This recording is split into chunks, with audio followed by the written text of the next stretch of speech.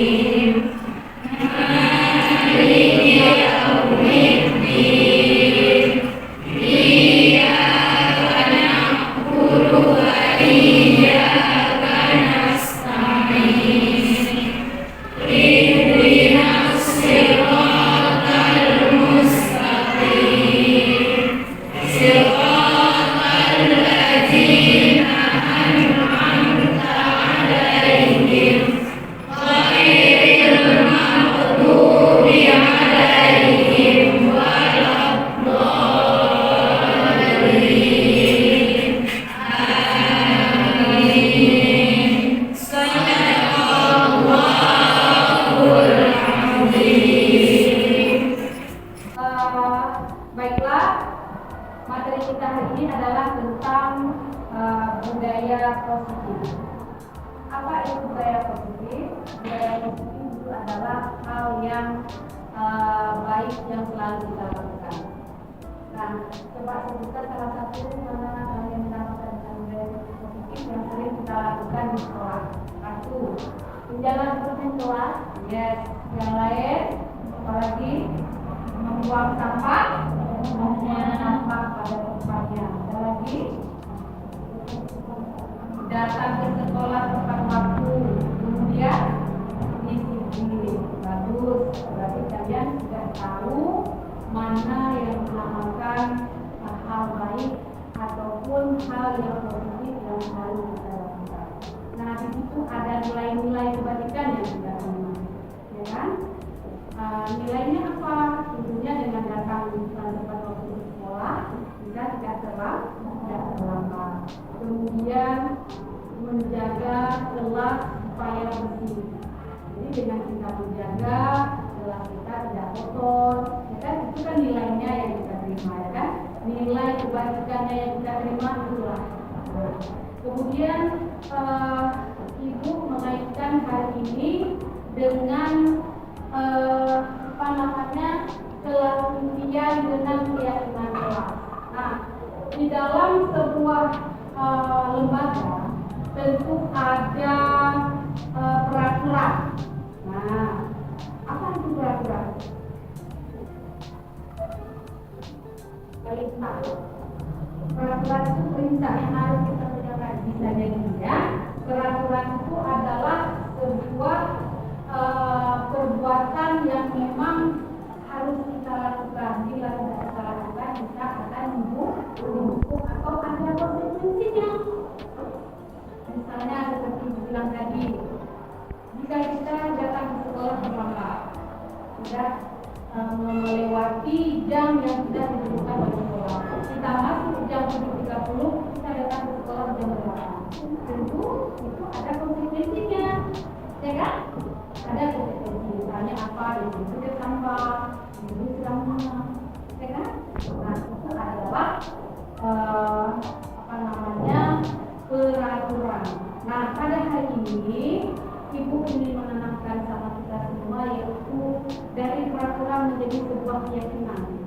Jangan lagi peraturan. Kalau peraturan, kalau tidak kita lakukan, tentu kita akan dapat konsekuensinya.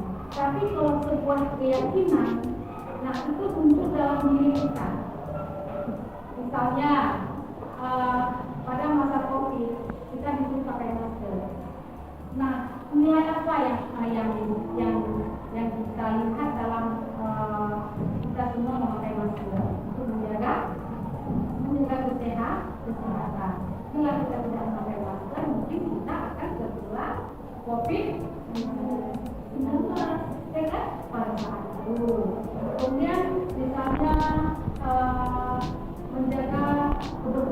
sekolah. Nilai apa di situ yang kita lihat? Nilai kebaikan apa di situ dalam menjaga kebersihan kelas?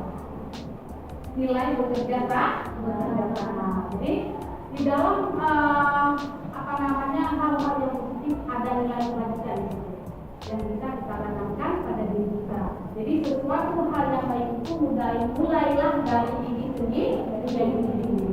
Ingat, peraturan itu kalau kita langgar kita akan mendapat konsekuensi. Tapi kalau nilai keyakinan muncul dalam diri kita, yang harus kita yang selalu kita yakini bahwa itu akan menjadi sebuah hal yang baik. Itu bisa kita lakukan, bisa di rumah, bisa di sekolah. Banyak hal-hal yang baik yang tertanam nilai-nilai kebaikan yang bisa kita lakukan dalam kehidupan kita. Jadi pada hari ini apa yang kita katakan tadi, jadi kita akan memberikan kelas ujian dengan keyakinan kelas. Tentunya kalian punya kelas ujian, ya. Kelas ujian itu bisa seperti kelas minuman, ya, kelas yang bersih, kelas yang aktif, itu termasuk sebuah kelas ujian. Nah, dari hasil tulisan kalian dari kelas ujian nanti kita satukan kalimatnya, katanya kalau ada yang kata sama kita satukan saja menjadi sebuah keyakinan kelas, bukan lagi sebuah peraturan kelas. Jadi menjadi sebuah keyakinan kelas. Ibu akan membagikan worksheet, ya.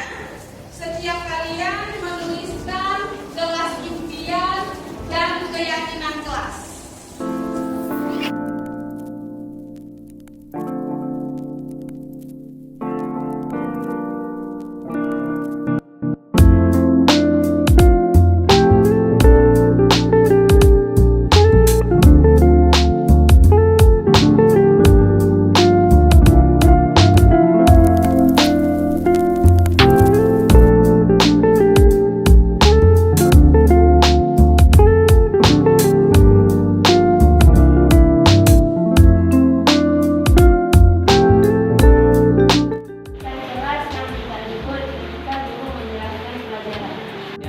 Kelas yang menyenangkan dan bersalah, menghormati dan menghargai sama guru dan teman.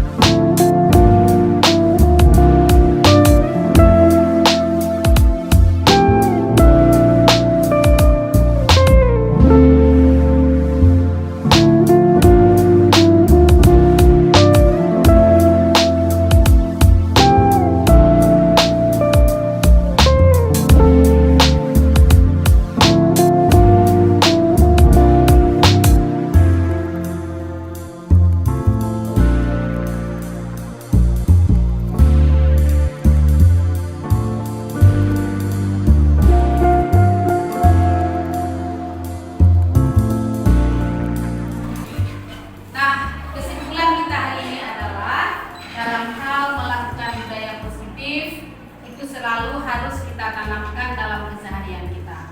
Yang pertama, ketika datang ke sekolah, datanglah tepat waktu. Sampai ke sekolah, bersihkan kelas. Ketika siapa yang menjadi piket, dijaga piketnya. Nah, ingat, peraturan adalah salah satu yang harus dan wajib kita lakukan. Kalau tidak kita lakukan, kita akan kena hukuman atau konsekuensi. Jika sebuah keyakinan kelas itu adalah muncul dari hati.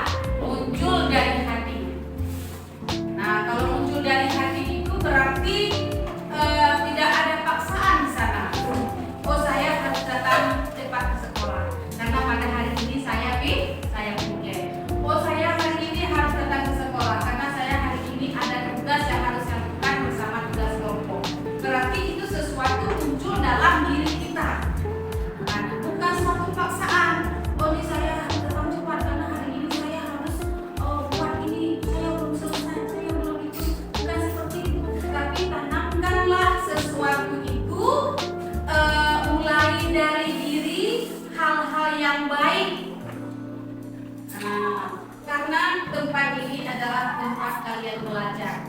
Di sini adalah proses untuk kalian meraih masa depan yang paling baik. Nah, guru adalah jembatan buat kalian. Jadi, Ibu harap hal-hal positif yang sudah kalian lakukan ditegakkan, dikuatkan, dan dilakukan setiap hari. Semoga apa yang kita lakukan hari ini membuat kelas impian menjadi sebuah keyakinan kelas itu tertanam dalam diri kalian. Ingat, peraturan adalah sesuatu yang tidak boleh kita langgar. Kalau kita langgar, kita mendapat hukuman yang positif. Tapi kalau keyakinan kelas, keyakinan itu adalah muncul dalam diri kita, dalam hati kita, untuk kita melakukan perubahan.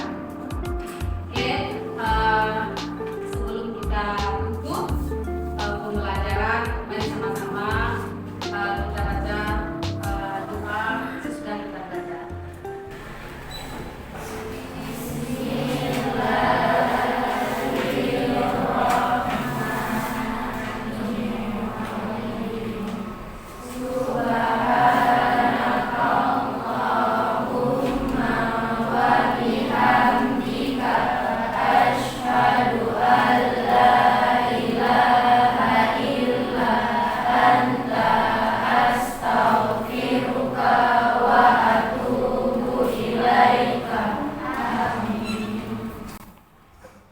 Oke, pada hari ini Ibu mengucapkan terima kasih banyak.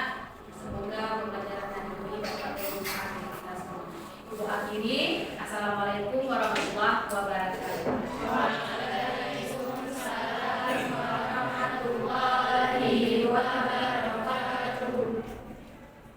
Assalamualaikum warahmatullahi wabarakatuh. Waalaikumsalam warahmatullahi wabarakatuh. Alhamdulillahirrahmanirrahim.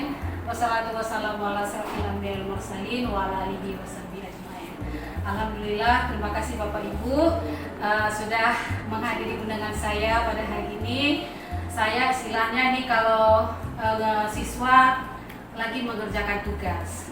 Nah, jadi ada tugas yang harus saya kerjakan. Saya adalah salah satu calon guru penggerak angkatan 8 yang lulus di tahap 8 kemarin. Jadi pada hari ini saya ingin sedikit memberikan informasi atau impas yang saya pelajari tentang budaya positif yang ada dalam modul dan LMS kami. Dan ini merupakan sebuah tugas. Tapi walaupun sebuah tugas harus saya jalankan dan kawan-kawan sejawat juga harus tahu apa yang dinamakan dengan budaya positif. Nah, tentunya kita sudah setiap hari melakukan budaya positif, ya kan? Dari pertama masuk, dari anak-anak datang, kita sudah mengecek tentang atributnya, tentang kelengkapan segala pakaian yang mereka pakai dari hari Senin sampai hari Sabtu. Itu sudah dinamakan dengan budaya positif. Kemudian sampai ke kelas. Waktu di kelas kita sudah melakukan hal yang positif juga, yaitu pembiasaan ketika masuk kelas membaca Al-Quran, kemudian membaca doa kita di awal mulai pembelajaran, kemudian ketika penutup kita juga membaca doa belajar. Nah, itu juga termasuk hal positif yang kita lakukan. Nah, hal positif itu bukan satu paksaan yang harus kita berikan kepada anak-anak. Misalnya seperti sebuah peraturan. Kalau peraturan, kalau dilanggar sama siswa pasti ada konsekuensinya. Tapi yang dinamakan dengan nilai positif ini adalah suatu keyakinan yang lahir dari siswa kita sendiri. Misalnya seperti bagaimana dalam diri siswa ini dia harus datang lebih awal ke sekolah.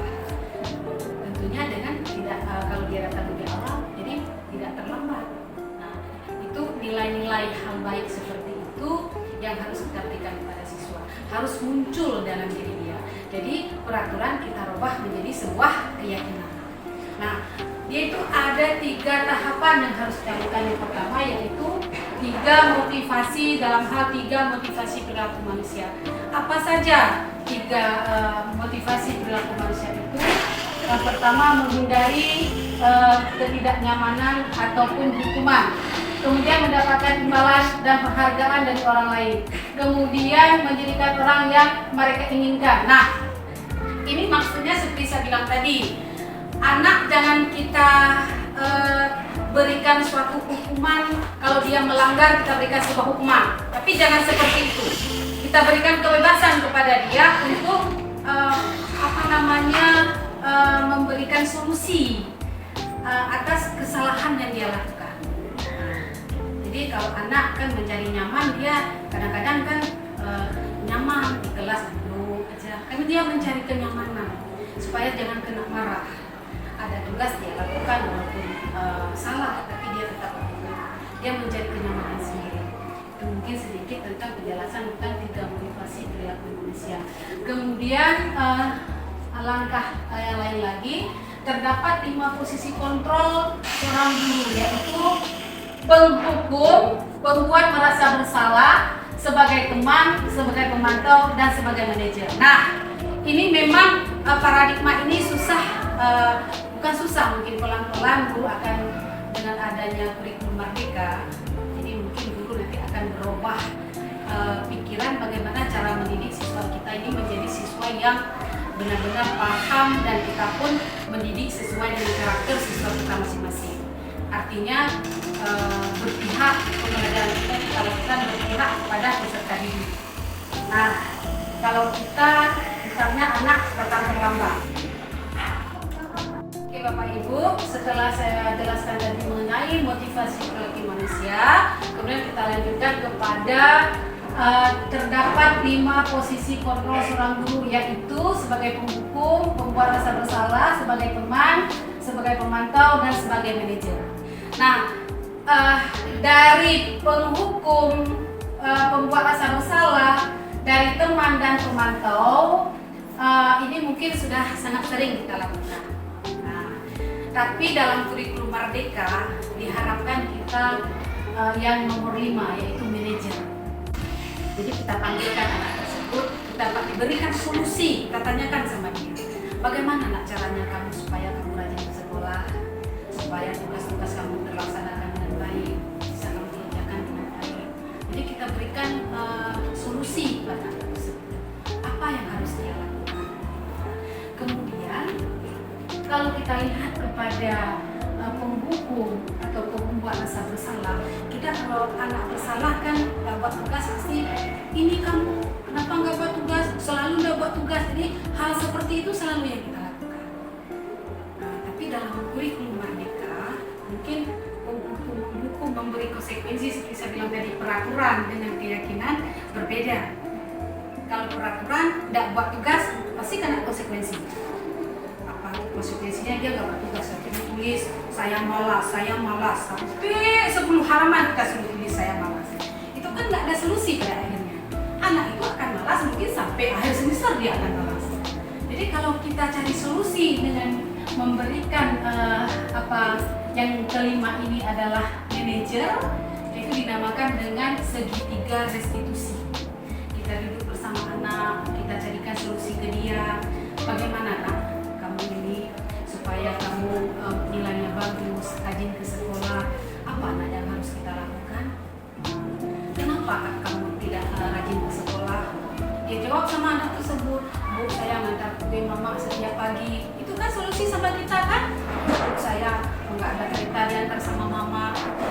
Bu, saya ini, Bu, saya itulah yang kita lihat sama kita. Jadi kita ini memberikan motivasi kepada dia, memberikan solusi. Dia sendiri yang mengatakan kepada kita, Bu, bagaimana nak kamu ini bisa dapat rajin ke sekolah, dapat menyelesaikan tugas dengan tepat waktu. Jadi kita berikan solusi kepada dia dengan menanyakan keyakinan kelas yang sudah kita buat. Seperti saya bilang tadi, sebuah keyakinan kelas yang sudah kita tanya, rajin ke sekolah, keyakinan kelas apa nih? Jawab misalnya disiplin. Kita tanyakan kembali, apakah perlu disiplin itu buat kamu? Perlu, Bu. Nah, kalau perlu, apa yang harus kamu lakukan? Bu, saya nanti